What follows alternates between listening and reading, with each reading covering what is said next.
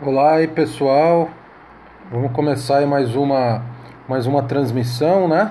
As nossas duas transmissões diárias, uma de direito tributário e outra de legislação tributária municipal. Vamos convidar os seguidores aí, pessoal, e vamos apertar a tela, vamos gerar esses corações aí, ok? Vamos gerar esses corações.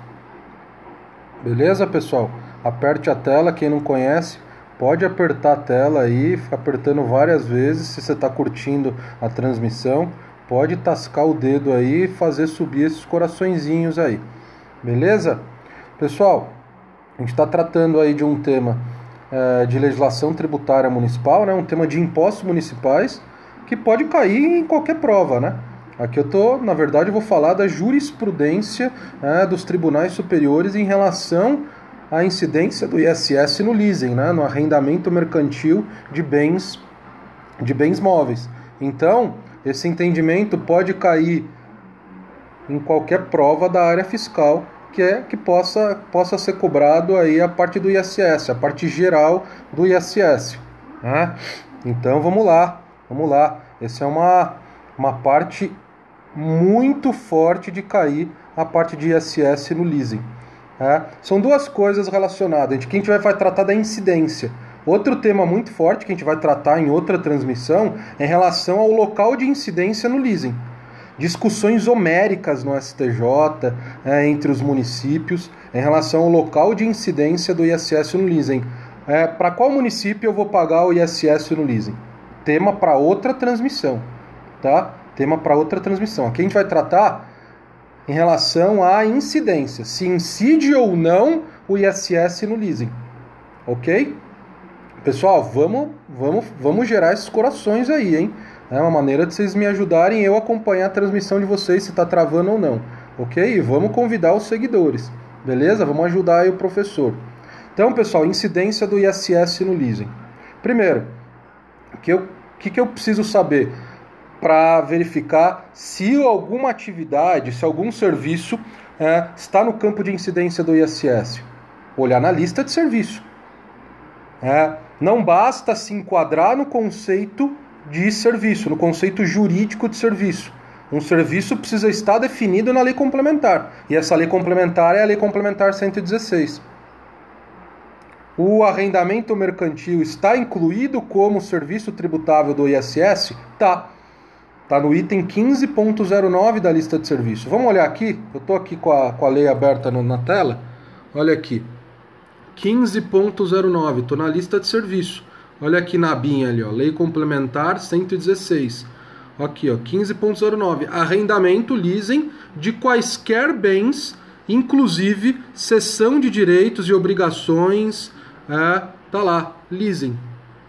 Ok? Então tá na lista, então tá no campo de incidência do ISS. Então tá no campo de incidência do ISS. Então, pela ótica da Lei Complementar 116, qualquer leasing, independentemente da modalidade, é tributado pelo ISS.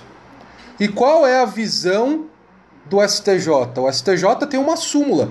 A súmula 138 fala que o ISS incide no arrendamento mercantil de bens móveis.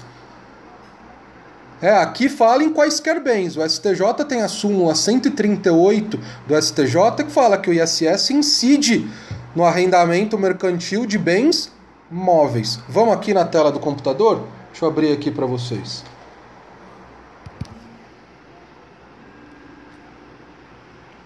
Ó, súmula, deixa eu te mostrar para vocês o número da súmula. É uma súmula relativamente antiga, né? De 1995.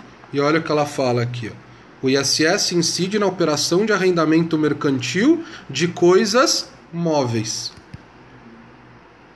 Então o que eu tenho? Eu tenho que o leasing, o arrendamento mercantil de quaisquer bens, está no campo de incidência do ISS, porque está lá previsto na lei complementar como serviço tributável pelo ISS, e é uma súmula.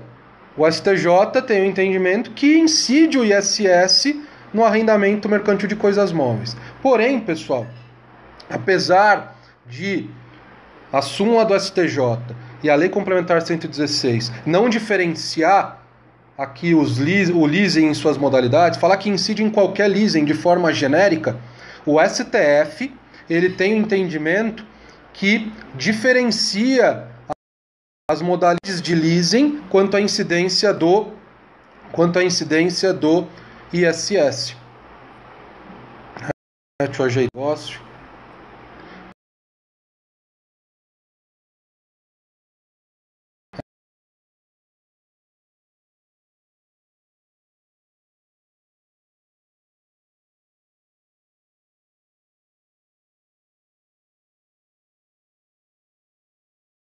Dá uma analisada em quais modalidades de leasing. Quais são essas modalidades? A gente tem 3 modalidades de leasing. O leasing financeiro, o leasing operacional e o leaseback, ou leasing de retorno. O leasing financeiro e o leasing operacional são as modalidades de leasing mais comuns. Qual é a diferença? Exatamente, a gente vai analisar ainda, Reinaldo, mas o Reinaldo já antecipou, no leasing operacional não incide, a gente vai ver por que não incide. O leasing financeiro, né, o leasing financeiro seria um contrato que tem na sua essência um contrato de financiamento. Você vai lá, vai adquirir um veículo, vai lá na concessionária, né, você quer financiar na modalidade de leasing, você vai pagar as parcelas ali para a financeira, e aí a financeira, ao final, ela vai falar, você quer comprar esse veículo? Quero. Porque, na verdade, né, ninguém vai chegar ao final do contrato de leasing e não exercer a opção de compra. Na verdade, o valor residual que você paga no leasing financeiro já está diluído em todas as parcelas. E isso o STJ tem o entendimento que isso não retira a qualidade desse contrato como um contrato de leasing. Então, pessoal, no leasing financeiro eu tenho uma opção de compra ao final. Então, aqui eu não tenho uma locação, eu tenho um contrato de financiamento. E o entendimento do STF é que no leasing financeiro incide o ISS. E no leasing operacional, que é locação. Por quê? Porque qual é a diferença do leasing financeiro? É que no leasing operacional não há opção de compra ao final. É um contrato típico de locação, chamado leasing operacional. É muito comum no caso de aeronaves. As companhias, elas firmam um contrato de leasing operacional e ao final elas não adquirem essas aeronaves, elas devolvem para o fabricante. Então, no caso do leasing operacional, eu não tenho a opção de compra ao final, eu tenho na sua essência como se fosse um contrato de locação. Contrato de locação. E qual é o entendimento do STF em relação à locação de bens móveis? Que não incide o ISS. Então, no leasing operacional, o entendimento do STF, em função da súmula vinculante 31, é que não incide o ISS. Que não incide o ISS. Por quê? Porque tem uma essência de contrato de locação. Já no leasing financeiro, por não ter essa essência de locação, em que o arrendatário vai adquirir ao final, vai exercer a opção de compra ao final, então aí, nesse caso, incide o ISS. E aí eu tenho o leaseback, o lease de retorno. É como se leaseback. Mas qual que é a diferença do leaseback para o leasing financeiro? O leaseback é uma empresa que precisa de capital de giro e tem lá suas máquinas. E o que ela faz para ter esse capital de giro? Ela vende essa máquina para uma financeira que adquire essa máquina e faz um contrato de leasing, um contrato de arrendamento com essa empresa. E ao adquirir, a financeira, ao adquirir essa máquina, paga o valor à vista. E aí, no mesmo momento, ela arrenda essa mesma máquina para a mesma empresa que vendeu para ela. E aí, ao arrendar, essa empresa vai pagar parceladamente. Então, esse leaseback, esse lease de retorno, é como se fosse um leasing financeiro, que ao final, essa empresa vai exercer a sua opção de compra. Por que é um leaseback, um lease de retorno? Porque a máquina nem saiu do lugar. Ela simplesmente houve uma transferência jurídica da propriedade da empresa para a financeira. E automaticamente a financeira vai lá e arrenda para essa mesma empresa. Então a máquina nem saiu do lugar. Nem saiu do lugar, continuou lá no mesmo lugar, lá no campo, no chão de fábrica. Então, no leaseback também incide o ISS. Então, no leasing financeiro e no leaseback, incide o ISS. Já no leasing operacional não incide em virtude da súmula vinculante 31 e dessa modalidade de leasing ter na sua essência uma locação. Ok, pessoal? Então, resumindo, na ótica da Lei Complementar 116 e da jurisprudência do STJ, da súmula 138 do STJ, incide o ISS independente da modalidade do leasing. Mas, atualmente, vigora o entendimento do STF que ele diferencia as modalidades de leasing quanto à incidência do ISS. Incide o ISS no leasing financeiro e no leaseback e não incide no leasing operacional. Beleza, pessoal?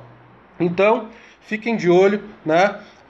Quem vai prestar aí prova de segunda fase da OAB, segunda fase discursiva para procurador, é sempre importante, principalmente numa prova discursiva, você falar, né? Você mostra conhecimento, falar, pela ótica da lei complementar, incide em qualquer modalidade, tem essa súmula 138 do STJ, mas tem uma jurisprudência do STF que diferencia entre as modalidades. Então, numa prova escrita, é interessante falar tudo isso que eu falei para vocês. Já numa prova objetiva é marcar lá se incide ou não incide, se a questão vier falando de acordo com a Lei Complementar 116, se vier falando de acordo com a jurisprudência do STF, aí você vai diferenciar em relação às modalidades. Então aí, em função de qual tipo de prova você vai fazer, uma objetiva ou uma discursiva, aí você tem que adequar o seu comportamento. Beleza? Então é isso daí, pessoal. Ficou alguma dúvida? Alguma dúvida que vocês queiram sanar? Alguma dúvida? Alguma dúvida? Se não tem dúvida, pessoal, vamos terminar por aqui. Então, a gente teve as nossas 2 transmissões ao vivo de hoje, de sábado. Amanhã a gente vai ter mais 2. Então é isso daí, 2 temas importantíssimos. 2 temas importantíssimos aí, um de direito tributário e outro de impostos municipais.